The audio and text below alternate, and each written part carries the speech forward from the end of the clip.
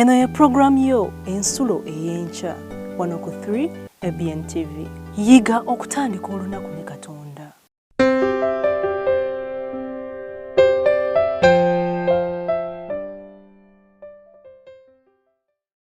Zabbuli 146 olunyiriri olwokusatu egamba nti teweesiganga balangira newakubadde omwana w'omuntu omutali buyambi. Kitwetaagisa nnyo mukwano gwange obutasanga bwesigee bwaffe mu baana b'abantu. Twekuume okujjange Katonda mu kifo kye okussaawo abaana b'abantu. Lwaki? Kubanga abantu bakyuka, abantu beefuula, abantu balinga muddo leero weeguli enkya teguliiwo. Abantu balinga kwegamba oyinza okulaba ayogedde leero kino enkya ayogera kirala. Naye ate mukwano gwange Katonda yeesibwa atyo. Mukama waffe bw'aba ayogedde n'okutuukiriza atuukiriza. Bw'akusuubiza ekigambo kyonna akituukiriza kubanga ekigambo ekiva mu kamwa ke kya bwesige. Katonda takyuka. N'olwekyo bwe tuba nga twesige Mukama Katonda yeyekka atakyuka.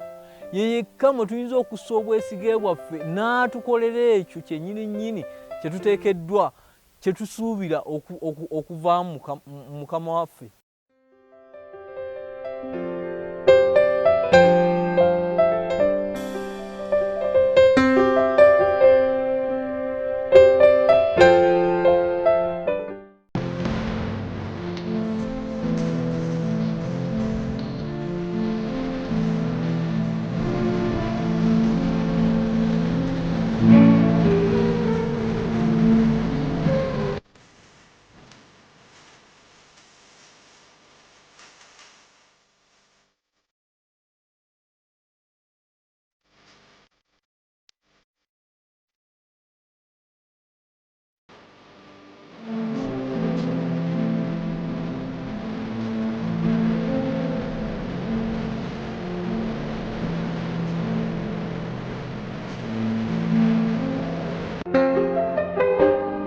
Atenderezebwe Mukama kubanga awulidde bye musaba.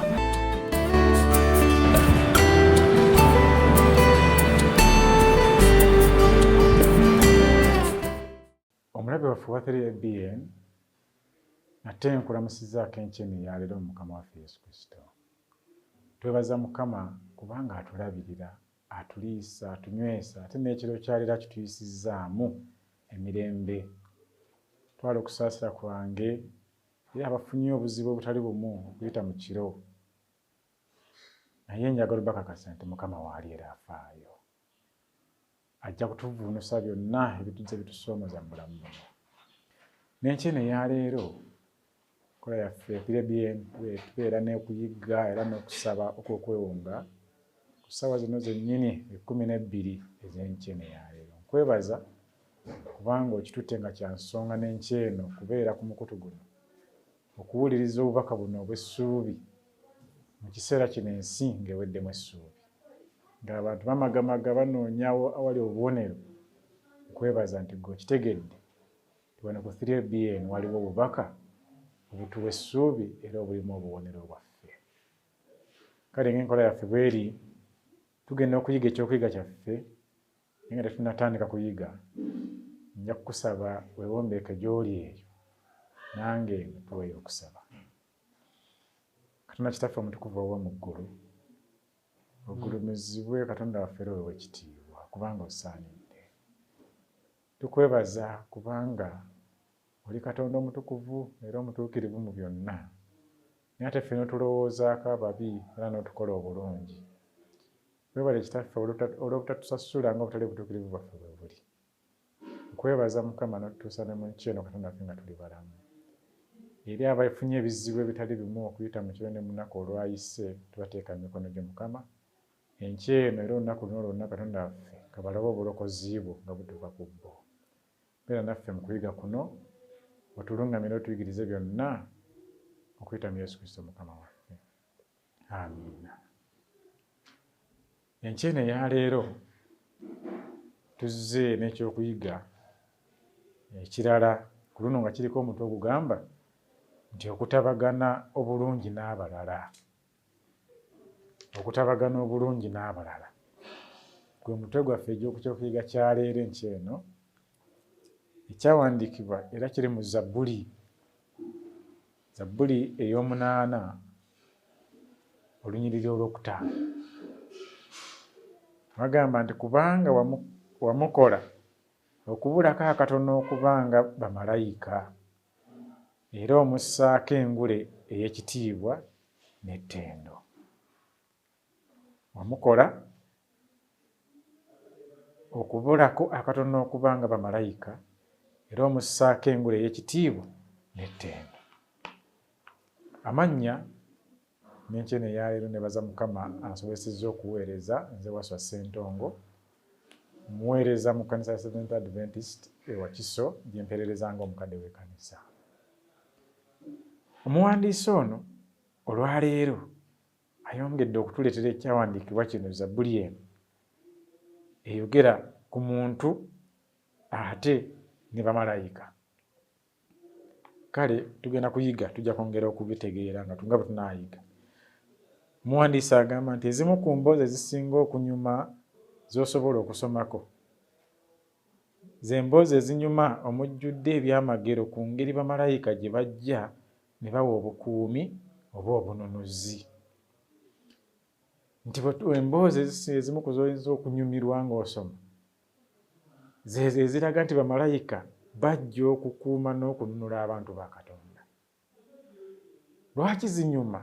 Nti zituwa essuubi nti Katonda waffe waali okutulabirira, Katonda waffe waali okutukuuma omwagalwa. Gwandaba olwaleero manyi nga waliwo ebiyinza okuba nga byabadde mu bulamu bwo ebiri mu bulamu bwo nga bikumazeemu essuubi era nga weebuuza n'ebibuuzo nti Katonda ono ali ludda wa? Naye Katonda waali omwagalwa. Ebintu bino binyuma kubanga bitukakasa nti Katonda tatulekereranga. Yatuteerawo eggye bwe yamanya nti tuli mu nsi eno eyayonoonebwa ekibi.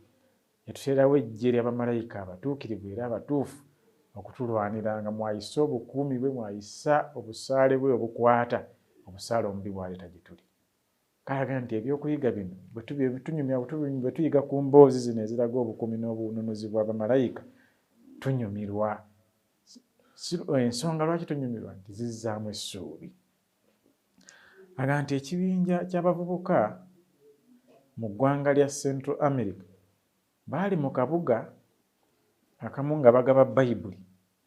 Omwana eyali mu maka agamu amala ayogerere waggulu ng'agamba bakadde be nti musajja kyoyo omuwanvu ayimiridde emabega w'abantu abo. Nti abavubuka bano baali batambula nga bagaba Bayibuli. Naye batuuka mu maka agamu nti wabiriwo omwana n'ayogerera waggulu ng'abuuza ekibuuzo nti emabega w'abavubuka bano abaali bagaba Bayibuli nga ye alabayo omusajja omuwanvu. Kyava abuuza nti musajja kyoyo omuwanvu ayimiridde emabega w'abantu abo. Nti omwana bwe yaddiŋŋana ng'abuuza bw'atyo, abavubuka kwe kutegeera nti bamalayika baali wamu nabo mu buweereza. Baddamu amaanyi era n'okwebaza olw'emikisa Katonda gy'abawa. Bassebo ne bannyabo nga kizzaamu amaanyi, nga kisanyusa okutegeera nti obuweereza bwendimu, obuweereza bw'olimu, bamalayika bali wamu naawe. Lwaki kisanyusa? Nti kabonero akalaga nti obuweereza obwo butambulira ddala nga Katonda bw'ayagala. Nti obuweereza obwo busimibwa eggulu. Katonda bwe tumuweereza tatuleka ffekka kugenda tutyo, wabula atusindika n'eggye ly'obugumu. Kubanga tuli kutukolera mu nsi eno ejjudde obubi. Era awamu Yesu yagaa nti omufuzi w'ensi eno ye Sitaani. Ensi eno ng'efugibwa amaanyi g'ekizikiza, amaanyi g'obubi. Bayibuli etugamba nti Sitaani yajja okubba, okutta n'okuzikiriza. Kati ye ate Yesu yajja okutuwa obulamu tube nabwo mu bungi. Tasobola tutuleka bulesi kugenda mu mikono gy'oli yajja okutta. Kyava tuteekako obukuumi. Yajja okutuwa obulamu tube nabwo mu bungi. Aziyize obusaale bw'omubi obugendera otujjako obulamu. Kale Katonda teyatulekaawo ffekka. Ne bwe tuba tukola omulimu gwe, bamalayika ye babaawo. Agambye nti abavubuka bano baddamu amaanyi ne beebaza ne Katonda olw'emikisa gy'abawa. Bassebo ne bannyabo bwe twogera ku mikisa, ensonga leero eyinza nnyo okulowooza emikisa. Bw'oyogera ku mukisa, ebirowoozo abantu basooka kubirowooza ku kutuuma nsimbi. Teyafunye omukisa kitegeeza yafunye ssente kati alina nnyingi. Naye emikisa Katonda agituwa mu ngeri ey'enjawulo. Ayinza okuwa omukisa nga guziyiza kusaasaanya. Ayinza okuwa omukisa nga gukukuuma oleme kugwa mu kintu kiyinza kukuleetera nsaasaanya nene. Ayinza okuwa obulamu nga obulwadde bwe bwandikukutte ne bukutwalako obulindo bw'ensimbi abuziyiza ne butabaawo. Ogwo mukisa. Ayinza okuwa omukisa ogw'okutegeera ekigambo kye. Ogwo nno omukisa gwe gusinga obukulu. Kubanga omuwandiisi omu agamba nti bw'olifiirwa obulamu obutaggwaawo, oliba ofiiriddwa byonna. Omukisa ogw'okutegeera ekigambo kye, omukisa ogw'okutegeera obulokozi obuli mu Kristo Yesu, gwe mukisa ogusinga byonna. N'olwekyo nti bano abaana baalaba ate ng'obuweereza bwabwe bulinga ddala obusiimiddwa mu maaso ga Katonda, ne bagulaba nga nagwo mukisa. Tolaba nga kibi nnyo okumala ebiseera n'amaanyi okuweereza naye nga tosiimibwa Katonda, naye ng'ate ggwe olowooza okolera Katonda. Naye bano abaana kyabasanyusa nga bakakasa balabye obulinga obukakafu nti obuweereza bwabwe busiimiddwa mu maaso ga Katonda. Omuwandiisi agamba nti mu kitabo ekinyuma eky'abaana ekiyitibwa Into the Blizzard ekyawandiikibwa Olivine Nadu-Bonner agamba nti omubuulizi w'enjiri ey'ebitabo atatya ayitibwa Jack Zachary yali atambula mu nsozi ekiro mu nzikiza amala awulira omukono nga gumubaka, awulira omuntu nga amubaka ku mukono ng'amuva ennyuma we, bw'naamuziyiza okutambula okweyongerayo. Teyakkiriza okutuusa lwe yakizuula nti yali atambulira ku kalebwerebwe k'olusozi oluwanvu era yali anaatera okuvaayo agwe. Ti omu ku bayambi ba Katonda ab'enjawulo bwe yamuziyiza obuteetuusaako bulabe. Omubuulizi w'enjiri ono ey'ebitabo yali atambula mu kizikiza. Batera okutambulira mu bifo ebitali bya bulijjo bye batamanyidde. Naye mu kutambula kwe yali yatuuka mu kifo nga kiriko olusozi lw'amaanyi naye nga luli waggulu nnyo naye ng'ali kalebwerebwe, anaatera okuseerera agweyo wansi mu kiwonvu. Nti n'awulira omukono ng'amanga ogujja gumukwata ne gumuziyiza okutambula okweyongerayo. Omukono ogwo akkiriza omuwandiisi ono era nga ddala bwe kiri nti gwali gwa malayika. Malayika ono yajja n'amukwata ng'alaba akola omulimu omulungi naye ate agenda Sitaani amuteekerateekera kumuzikiriza. Kyava amukwata bwe n'amuziyiza okwetuusaako obulabe. Kale omuwandiisi agamba nti tutera okuwulira emboozi ezikwata ku bantu abayambiddwa abantu abamala ne babulawo obutaddamu kulabika, oba ebigere we biyise mu muzira nga bikomye mu ngeri etategeerekeka. Nga bamalayika bwe baanyumyanga n'abantu mu biseera bya Bayibuli, bakikola ne leero mu ngeri esobola okutwewuunyisa oba okutusamaaliriza.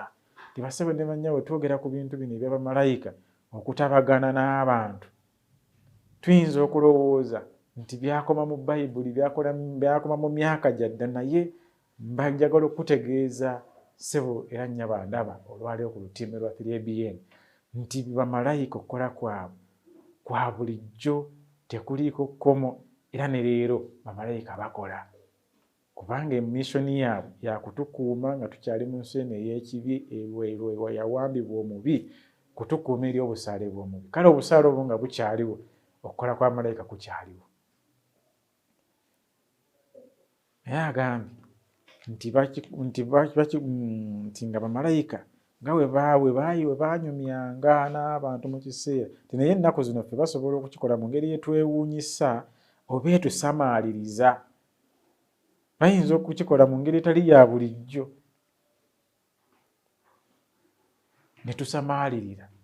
Era ebiseera bingi bamalayika bazze ne batulabula mu bulamu bwaffe, mu bye tubadde tukola, bye tubadde tupulaaninga okukola, ne batulabula. Olumu ne batukwakkula bukwakkuzi.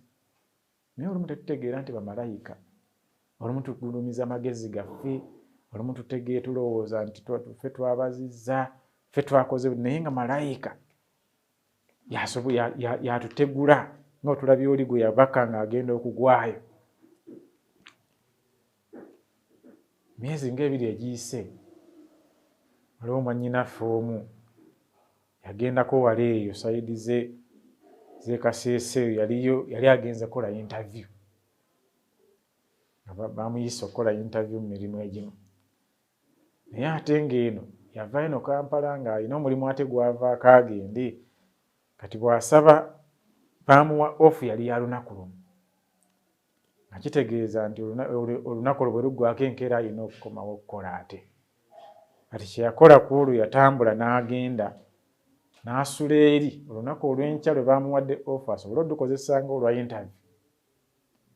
Kati ate bw'amala alinnye akeere ate ku mulimu gye bamuwadde ofu. Bw'agenda n'akola interview ne zigenda bulungi nga bwe zaagenda. Kaakati ne bamugamba nti teweetawanya ojja kutambula ku makya, nti emmotoka zikeera ku makya ssaawa 2-3 oba otuuse e Kampala. Ko ye kale n'akeera n'agenda bamututte n'abuukinga emmotoka esooka eneemutuusa obulungi mu kibuga atuuke ku mulimu ng'obudde bukyali. N'afuna n'ennamba z'essimu ez'abadriver ne kondakita nti njja bakubirako nsobole okubasanga. Naye bwe bwakeera ku makya yayagala okukuba essimu ng'essimu teziriiko. N'azikuba eza driver yadde kondakita nga teziriiko. N'alowooza ndowooza obwankedde nnyo oba obudde tebunnatuuka. Naye ate yagenda okulaba zigenda kwe kwambala n'agamba oba teziriiko n'abasanga. Agenda ozikuba nga zivuga tebakwata n'agamba nze kanyanguwe ngende. Naye bw'agenda atuuka mu wezisimba bamugamba nti emmotoka ekulese. Egenze ate egenze ejjudde, naye kati ky'olina okukola kulinda eddako. Yawulira okusaalirwa okunene kubanga yali talina byagiyanga, yeebuuza byagenda okunnyonnyola mukama we yamuwadde olunaku olumu, kati n'olwokubiri lulinga olufudde. Naye olwokuba talina kyakkola n'alinda emmotoka eddako. Naye bw'afuna eddako n'etambula baba batuuka mu bitundu by'omu Bwenda awo bwe wati, kyeyava asanga emmotoka gye yali ayaayaanira okulinnya nga yafunye akabenje, era nga ne banne babaddemu bangi bakoseddwa bagoyeddwa. Lwe yategeera nti kwali kukola kwa Mukama ekwalemesa essimu zino okukwatagana, n'atagendera mu mmotoka eyo. Era n'omulimu gwe yali yeesunga nti nzija kuddayo okukola, yafuna ekyekango kinene teyagenda kukola, yatuukira waka kwebaka. Naye malayika kyeŋŋamba nti malayika yeyakola waawo, tegaali magezi ga muntu yenna ye obutalinnya mmotoka eyo. Kyatugambye nti olumu bamalayika bakola mu ngeri ezitusamaaliriza n'ezitwewuunyisa, nga si magezi gaffe naye nga kisusse okukola kwaffe. Era naye yakakasa, era naffe ffenna twakakasa nti kwali kukola kwa Katonda. Omuwandiisi ono agamba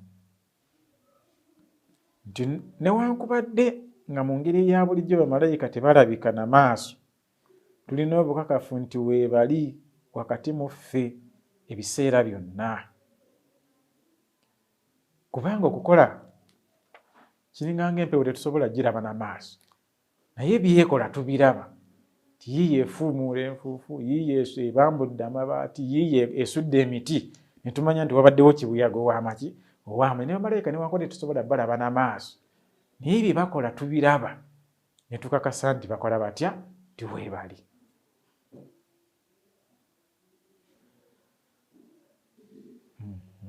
Njagala okugenda maaso agamba nti ebyokulabirako ebisinga okulabika byebyo abantu we bategeerera mu kiseera nga bamalayika ba Katonda bazze okubawa obuyambi.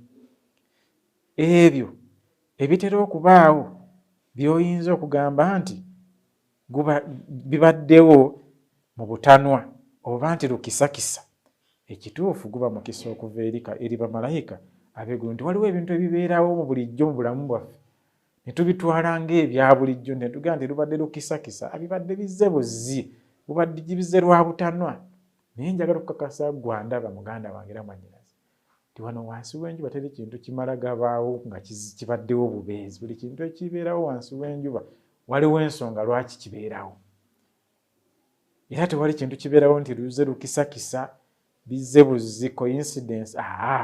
Wabula bibeerawo nga batugambye nti ebirungi byonna guba mukisa oguva eri bamalayika ab'eggulu. Naye ebiseera ebisinga era ebimu fetulowooza nti ffe twabazizza obulungi, si bakola bwendi. Olaba bwe namubaze ne bwona bwe si bamukubira simu mangu ago yabadde kijja kuba bwe, naye guba mukisa okubeerwa.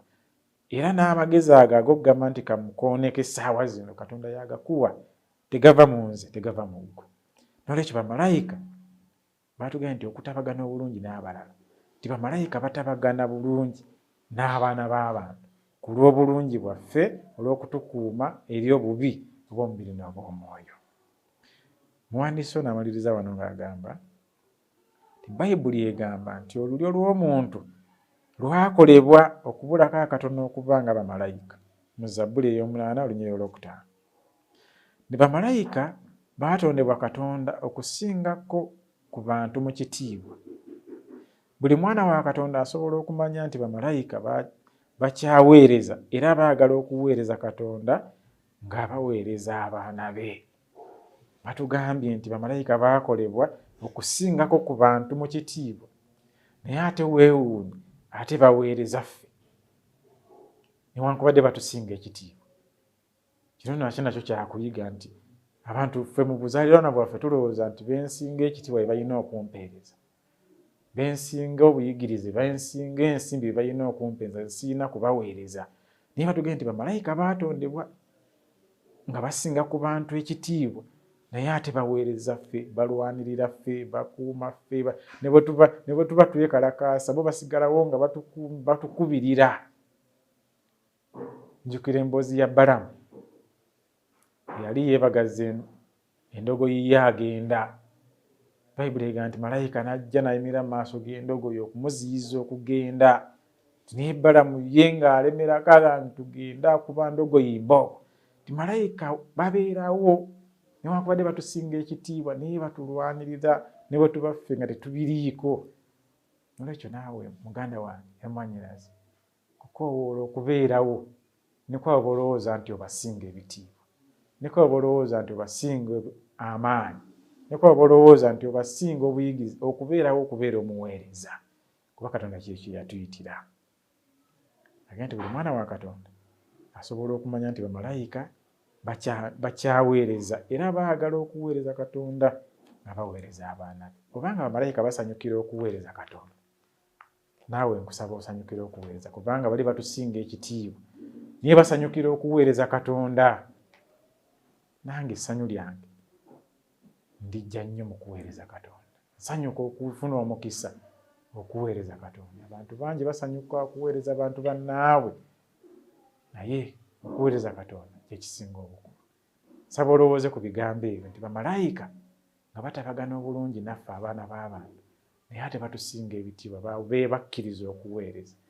Naawe nsaba okukkiriza okuweereza Katonda ng'akutumye ne mu abo b'olowooza nti obasinga. Katusabe. Kitaffe omwagalwa, nannyini buyinza era nannyini kusaasira okungi, gwe mu kwagala kwe okungi Mukama otuteerawo ejjira y'abamalayika okubeera omukuumi era omuyigiriza era omulungamya waffe. Tukwebaza olw'okwagala kwokwo, naye tusaasire nti otukolera naye ebiseera ebimu ate ffe ne tulowooza nti magezi gaffe.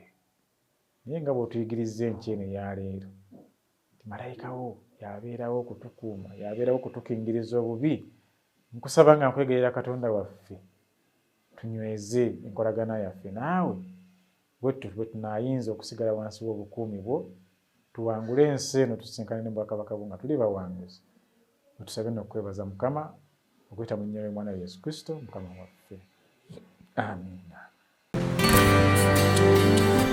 Yiga okutandika olunaku ne Katonda. Olwo nno ebisuubizo bye birabike gy'oli.